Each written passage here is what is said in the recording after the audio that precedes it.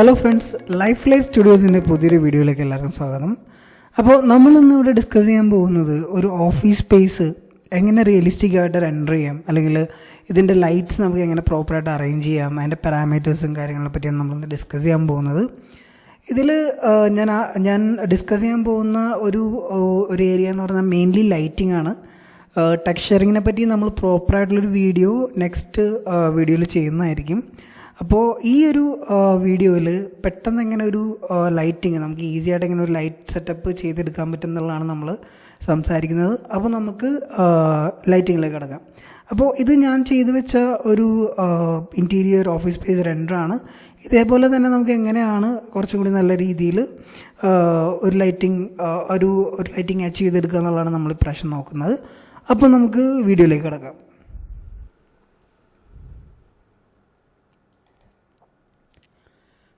അപ്പോൾ ഇവിടെ ഞാൻ ഓൾറെഡി ഒരു സീൻ സെറ്റ് ചെയ്ത് വെച്ചിട്ടുണ്ട്. നിങ്ങൾക്ക് എല്ലാവർക്കും ക്യാമറ എങ്ങനെയാണ് പ്രോപ്പറായിട്ട് സെറ്റ് ചെയ്യേണ്ടതെന്ന് അറിയാമായിരിക്കും.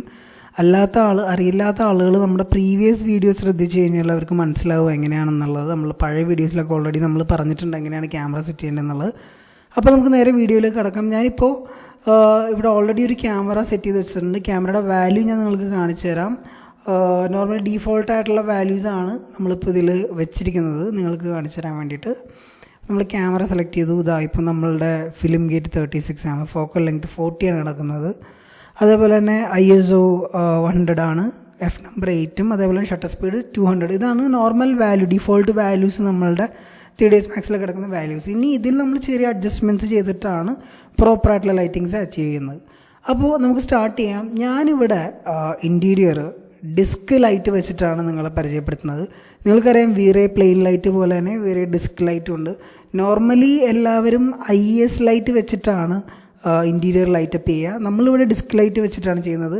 അപ്പോൾ ഓരോ വിഷ്വലൈസേഴ്സിനും ഓരോ സ്റ്റൈലാണ്. അതേപോലെ തന്നെ പല മെത്തേഡ് ഓഫ് ലൈറ്റിങ്ങുകളും ഉണ്ട്. നമ്മളുടെ ഇഷ്ടമാണ് ഏത് രീതിയിൽ ലൈറ്റ് ചെയ്യണം എന്നുള്ളത്. ഫൈനലി നമ്മളെടുക്കുന്ന ഔട്ട്പുട്ടിന് ഒരു റിയലിസം വരണം, അല്ലെങ്കിൽ ഒരു ക്വാളിറ്റി ഉണ്ടാവണം. അതായിരിക്കണം ഫൈനൽ എയിം. പല രീതിയിൽ നമുക്ക് ലൈറ്റ് ചെയ്യാം, പല മെത്തേഡ്സ് യൂസ് ചെയ്ത് നമുക്ക് ലൈറ്റ് ചെയ്യാം. അപ്പോൾ ഓരോ വിഷ്വലൈസേഴ്സിൻ്റെയും സ്റ്റൈല് ഡിഫറെൻ്റ് ആയിരിക്കും, മെത്തേഡ് ഡിഫറെൻ്റ് ആയിരിക്കും. അപ്പോൾ നിങ്ങൾക്ക് ഏതാണ് കംഫർട്ടബിൾ എന്ന് തോന്നുന്നത് നിങ്ങൾ തന്നെ കണ്ടെത്തുക. ഇപ്പം ഞാൻ ചെയ്യുന്ന ഒരു 2-3 മെത്തേഡുകളിൽ ഒരു മെത്തേഡാണ് ഞാനിപ്പോൾ നിങ്ങളെ കാണിച്ചു തരുന്നത്. അപ്പോൾ അതെങ്ങനെയാണെന്ന് നമുക്ക് നോക്കാം. ഈസി ആയിട്ട് പെട്ടെന്ന് ചെയ്തെടുക്കാൻ പറ്റുന്ന രണ്ടാണ്. അപ്പോൾ നമുക്ക് VRAY ഡിസ്ക് ലൈറ്റുകൾ പ്ലേസ് ചെയ്യാം. സോ ഞാനിവിടെ ഈ സീലിങ്ങിൽ കുറച്ച് സ്പോട്ട് സോഴ്സുകൾ വെച്ചിട്ടുണ്ട്. നമുക്ക് അതിനെ അലൈൻ ചെയ്യുന്ന രീതിയിൽ നമുക്ക് ഡിസ്ക് ലൈറ്റ് വെച്ച് കൊടുക്കാം. അപ്പോൾ നമുക്കറിയാം എവിടെ നിന്നാണ് ലൈറ്റ് എടുക്കേണ്ടത്. നമ്മൾ അവിടെ സ്റ്റാർട്ടിൽ പോയിട്ട് ലൈറ്റിൽ പോവുക. അതേപോലെ തന്നെ VRAY സെലക്ട് ചെയ്യുക, VRAY ലൈറ്റ് സെലക്ട് ചെയ്യുക. ഈ VRAY ലൈറ്റിൽ ഇവിടെ പ്ലെയിൻ ലൈറ്റാണ് നമ്മൾ കൂടുതലും യൂസ് ചെയ്തിരിക്കുന്നത് അല്ലേ. പ്ലെയിൻ ലൈറ്റിന് താഴെ ക്ലിക്ക് ചെയ്യുമ്പോൾ നമുക്ക് ഇവിടെ ഡിസ്ക് ലൈറ്റ് എന്നുള്ളൊരു ഓപ്ഷൻ കിട്ടും. ആ ഡിസ്ക് ലൈറ്റ് ക്ലിക്ക് ചെയ്യുക. അതിനുശേഷം നമുക്ക് ഇതിന് താഴെ ഇതിന് സെൻട്രലായിട്ട് വെച്ചതിന് ശേഷം ഡ്രാഗ് ചെയ്യാം.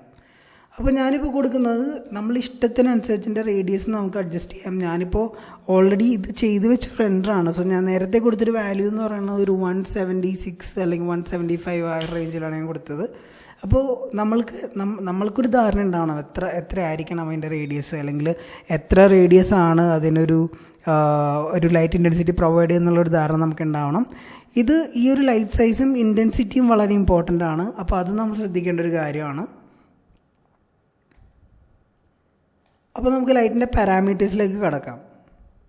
VRAY ഡിസ്ക് ലൈറ്റ് ഇവിടെ പ്ലേസ് ചെയ്ത് വെച്ചതിന് ശേഷം നമുക്കിത് പ്രോപ്പറായിട്ട് അലൈൻ ചെയ്യാം. ഓക്കെ, നമ്മൾ പ്ലേസ് ചെയ്യുമ്പോൾ അത് ആ ഒരു ഗ്രിഡ് ലൈനിലായിരിക്കും വരുന്നത്. നമ്മളപ്പോൾ നേരെ ഇതിനെ കൊണ്ടുപോയിട്ട് ഇവിടെ ഏകദേശം ഇതിനെ താഴെയായിട്ട് അലൈൻ ചെയ്ത് വെക്കുന്നു. ഓക്കെ, ഇതിന് ശേഷം നമുക്ക് ഈ ലൈറ്റിൻ്റെ പാരാമീറ്റേഴ്സിൽ കുറച്ച് അഡ്ജസ്റ്റ്മെൻറ്റ്സ് നടത്താം.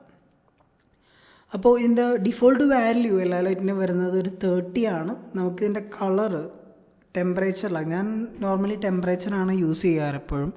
അപ്പോൾ നിങ്ങൾ കളറിലാണെങ്കിൽ നിങ്ങൾക്ക് കളർ ചെയ്യാം, പക്ഷേ ടെമ്പറേച്ചറാണ് കുറച്ചും കൂടി ആക്യുറേറ്റ് ആയിട്ട് കളർ നമുക്ക് പ്രൊവൈഡ് ചെയ്യുന്നത്. അപ്പോൾ ഞാൻ സാധാരണ ഇൻറ്റീരിയർ ചെയ്യുമ്പോൾ കൊടുക്കുന്നത് 4500 ആണ്. ഇപ്പോൾ നിങ്ങൾക്ക് കുറച്ചും കൂടി വാമായിട്ട് കൊടുക്കണമെങ്കിൽ 3500 കൊടുക്കാം. ഭയങ്കര യെല്ലോയിഷ് ആയി പോവും. പക്ഷേ 4500 ആണ് നോർമലി ഞാൻ കൊടുക്കാറുള്ളൊരു വാല്യൂ. നിങ്ങൾക്ക് ചൂസ് ചെയ്യാം ഏത് ലൈറ്റിംഗ് ആണ് നിങ്ങൾക്ക്, ഏത് കളർ ടോണാണ് നിങ്ങൾക്ക് ഇഷ്ടം എന്നുള്ളത് നിങ്ങൾക്ക് ചൂസ് ചെയ്യാവുന്നതാണ്. അതിനുശേഷം നമുക്ക് ഈ ഓപ്ഷനിൽ വന്നതിന് ശേഷം നമുക്കിത് ഇൻവിസിബിൾ കൊടുക്കാം. ഇത് ഇൻവിസിബിൾ കൊടുത്തില്ല എങ്കിൽ നമ്മൾക്ക് ആ വെച്ചിരിക്കുന്ന ലൈറ്റ് റെൻഡറിലും കാണാൻ പറ്റും. സോ അതുകൊണ്ടാണ് നമ്മൾ ആ ഇൻവിസിബിൾ ഓപ്ഷൻ കൊടുക്കുന്നത്. ഓക്കെ, ഇത്രയുമാണ് നമ്മൾ കൊടുത്തിരിക്കുന്ന ഓപ്ഷൻ. നമുക്ക് ഇനി എന്താ ചെയ്യേണ്ടതെന്ന് വെച്ച് കഴിഞ്ഞാൽ ഈ ഡിസ്ക് ലൈറ്റ് നമുക്ക് കോപ്പി ചെയ്യാം. കോപ്പി ചെയ്യുന്ന പറഞ്ഞാൽ കോപ്പി ചെയ്യരുത്, ഇൻസ്റ്റൻസ് ചെയ്യാം. സോ അത് എല്ലാവർക്കും അറിയാമെന്ന് തോന്നുന്നു കോപ്പിയും ഇൻസ്റ്റൻസും നമ്മളൊരു വ്യത്യാസം. കോപ്പി ചെയ്ത് കഴിഞ്ഞ് കഴിഞ്ഞാൽ അത് രണ്ട് ഡിഫറെൻറ്റ് ലൈറ്റായിട്ട് മാറും. ഇൻസ്റ്റൻസ് ആയിട്ട് നമ്മൾ ചെയ്യുകയാണെങ്കിൽ എക്സാമ്പിൾ ഞാൻ കാണിച്ചു തരാം. ഞാനിപ്പോൾ ഇത് ഇങ്ങോട്ട് ഡ്രാഗ് ചെയ്ത് എടുത്തതിന് ശേഷം ഇവിടെ രണ്ട് ഓപ്ഷൻ വരും നമുക്ക്, കോപ്പി, ഇൻസ്റ്റൻസ് എടുത്തു കഴിഞ്ഞാൽ നമ്മൾ എന്തൊക്കെ മാറ്റങ്ങളാണോ ഈ ഒരു ലൈറ്റിൽ വരുത്തുന്നത് ആ ലൈറ്റിൻ്റെ മാറ്റങ്ങൾ മറ്റ് ലൈറ്റുകൾ ഇൻസ്റ്റൻസ് ആയിട്ട് കോപ്പി ചെയ്ത മറ്റ് ലൈറ്റുകളിലും ഓട്ടോമാറ്റിക്കായിട്ട് അഫക്റ്റ് ചെയ്യുന്നതാണ്. ഓക്കെ, സോ നമുക്ക് ജസ്റ്റ് ഇത് എല്ലായിടത്തും പ്ലേസ് ചെയ്ത് വയ്ക്കാം. ഇവിടെ ഒരു സ്പോട്ട് ഉണ്ട്, ഞാൻ അവിടെ പ്ലേസ് ചെയ്ത് വെച്ചു. ഇൻസ്റ്റൻസ് ആയിട്ട് തന്നെയാണ് എല്ലായിടത്തും ഞാൻ കോപ്പി ചെയ്യുന്നത്. കോപ്പി ചെയ്യുന്നു എന്ന് പറയുമ്പോൾ നിങ്ങൾ തെറ്റിദ്ധരിക്കരുത്, ഇൻസ്റ്റൻസ് ആണ് ഞാൻ ഉദ്ദേശിക്കുന്നത്. കണ്ടോ, ഇൻസ്റ്റൻസ്. ഓക്കെ, അങ്ങനെ എല്ലായിടത്തും നമ്മൾ ഇൻസ്റ്റൻസ് ചെയ്ത് വെക്കാം.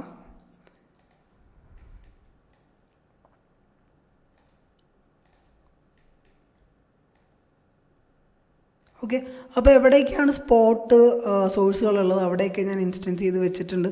ഇനി നമുക്ക് ഒരു ടെസ്റ്റ് റെൻഡർ എടുത്തു നോക്കാം. ഓക്കെ, അപ്പോൾ ടെസ്റ്റ് റെൻഡർ ചെയ്യുന്നതിന് മുന്നേ എപ്പോഴും നമ്മൾ ശ്രദ്ധിക്കേണ്ട ഒരു കാര്യം, നമ്മളുടെ റെൻഡർ സെറ്റിങ്സിൽ പോയിട്ട് ആ റെൻഡർ സെറ്റിങ്സ് ടെസ്റ്റ് റെൻഡർ സെറ്റിങ്ങിലേക്ക് കൺവേർട്ട് ചെയ്തതിന് ശേഷം വേണം നമ്മൾ ടെസ്റ്റ് റെൻഡർ ചെയ്യാൻ. ഇല്ലെങ്കിൽ ഒരുപാട് സമയം എടുക്കും നമുക്ക് ടെസ്റ്റ് റെൻഡർ ചെയ്യാൻ വേണ്ടിയിട്ട്.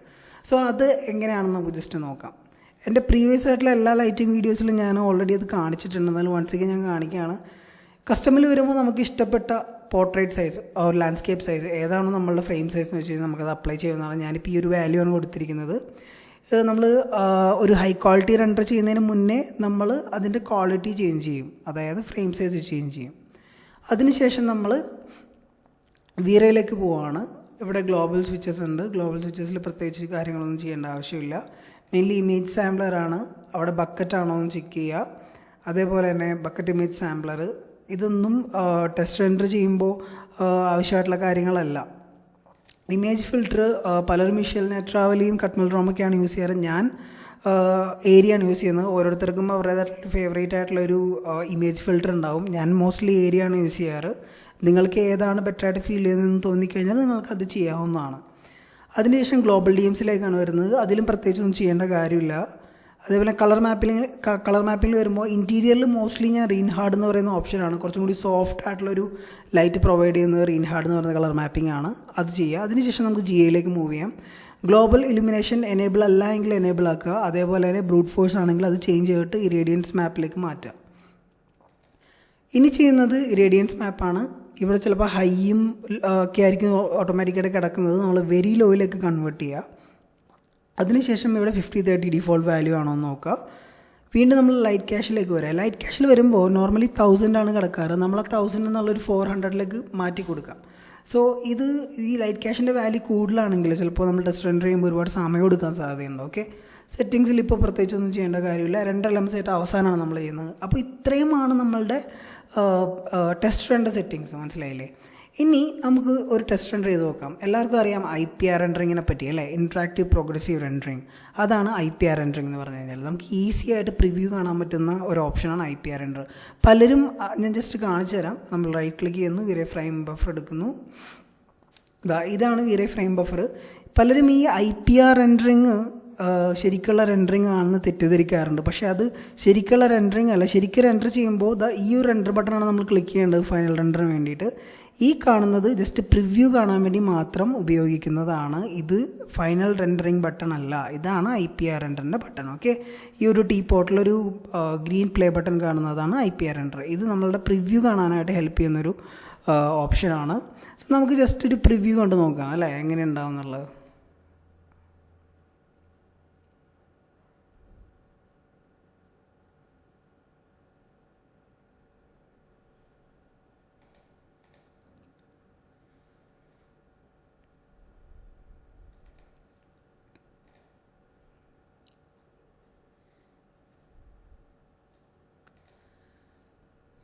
നമുക്കിപ്പോൾ നമ്മുടെ പ്രിവ്യൂടെ കാണാൻ സാധിക്കുന്നുണ്ട്. വളരെ കുറവ് ലൈറ്റാണ് നമ്മൾ കാണുന്നത് അല്ലേ. ഒരു ലൈറ്റ് ഒരു ലൈറ്റിൻ്റെ ഒരു ഷെയ്ഡ് മാത്രമേ നമ്മളവിടെ കാണുന്നുള്ളൂ. കറക്റ്റായിട്ടുള്ള ഒരു ലൈറ്റിങ് നമ്മൾ കാണുന്നില്ല പ്രോപ്പറായിട്ട്. അപ്പോൾ നമുക്കിനി ലൈറ്റിൽ വർക്ക് ചെയ്യണം, അതേപോലെ തന്നെ ഇമ്പോർട്ടൻ്റ് ആണ് ക്യാമറ. സോ നമുക്ക് ക്യാമറയിലും വർക്ക് ചെയ്യണം, അതേപോലെ തന്നെ ലൈറ്റിലും വർക്ക് ചെയ്യണം. ഇനി നമ്മൾ എന്താ ചെയ്യുകയെന്ന് വെച്ച് കഴിഞ്ഞാൽ നമ്മളുടെ ക്യാമറയുടെ ഷട്ടർ സ്പീഡ് ഒന്ന് റെഡ്യൂസ് ചെയ്ത് നോക്കാം നമുക്ക്. ഓക്കെ, അപ്പോൾ എന്തായിരിക്കും നമുക്ക് കിട്ടുന്ന ഒരു റിസൾട്ട് എന്ന് നമുക്ക് ജസ്റ്റ് ഒന്ന് നോക്കാം. ഇപ്പോൾ ക്യാമറ വ്യൂവിൽ ചെന്നിട്ട് ക്യാമറ ക്ലിക്ക് ചെയ്ത് സെലക്ട് ക്യാമറ കൊടുക്കാം. നമുക്ക് ഈ ഒരു ഷട്ടർ സ്പീഡ് ഇപ്പോൾ 200 കിടക്കുന്നത് നമുക്കൊരു 80 ആക്കി നോക്കാം. ഓക്കെ, അപ്പോൾ കുറച്ചും കൂടി ബ്രൈറ്റായി. ഇനി നമ്മൾ വീണ്ടും കുറയ്ക്കുകയാണ്, ഒരു 50 റേഞ്ചിൽ നമുക്ക് വെച്ച് നോക്കാം, കുറച്ചും കൂടി ബ്രൈറ്റായി. ഓക്കെ, ഈ രീതിയിൽ നമുക്ക് ഷട്ടർ സ്പീഡ് കുറച്ചും നമുക്ക് അഡ്ജസ്റ്റ് ചെയ്യാം. അതേപോലെ തന്നെ അതിനോടൊപ്പം തന്നെ ലൈറ്റിൻ്റെ ഇൻറ്റൻസിറ്റി കൂട്ടിയിട്ടും നമുക്ക് അഡ്ജസ്റ്റ് ചെയ്യാം.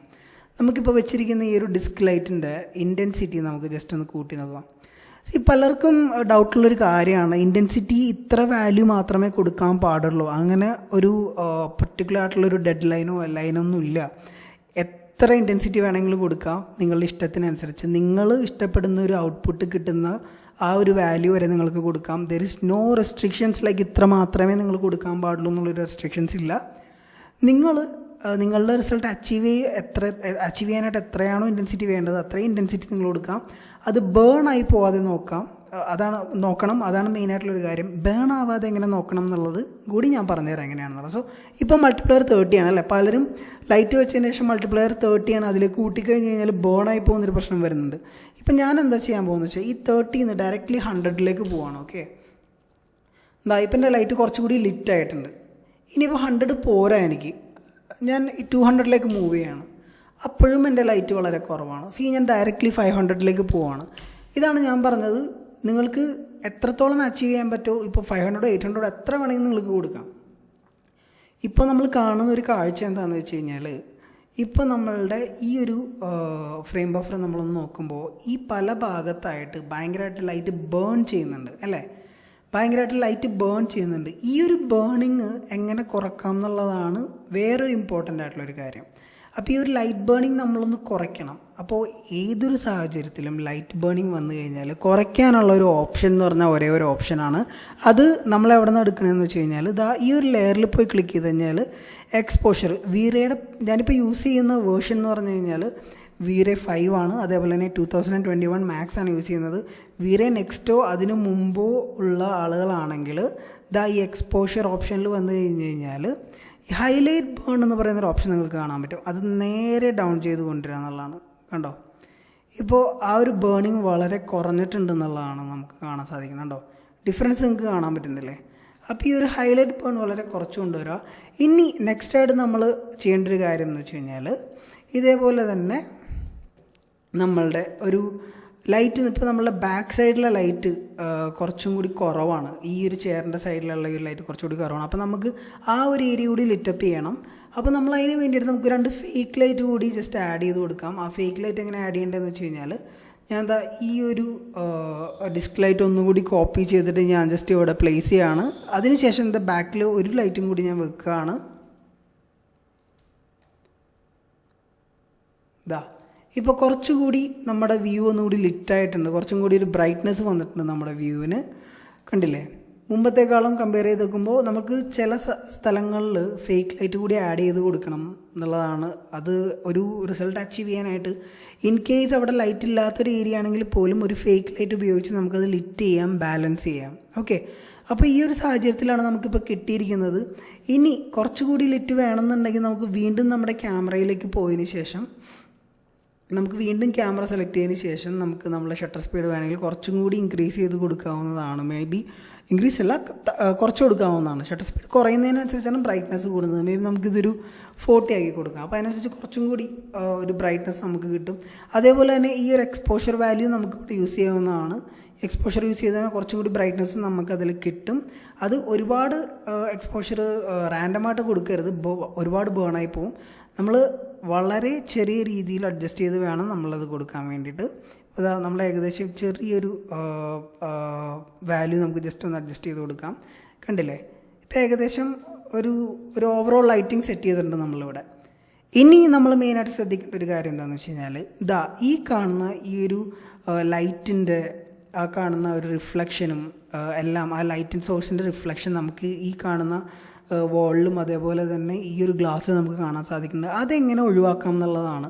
സോ മോസ്റ്റ്ലി എല്ലാവരും ഫേസ് ചെയ്യുന്നൊരു പ്രശ്നമാണ് ഈ ഒരു റിഫ്ലക്ഷൻ എറർ എന്ന് പറയുന്നത്. എററല്ല, അത് ടെക്നിക്കലി സംഭവിക്കുന്നൊരു കാര്യമാണ്. അപ്പോൾ അതെങ്ങനെ ഒഴിവാക്കാം എന്നുള്ളതാണ്.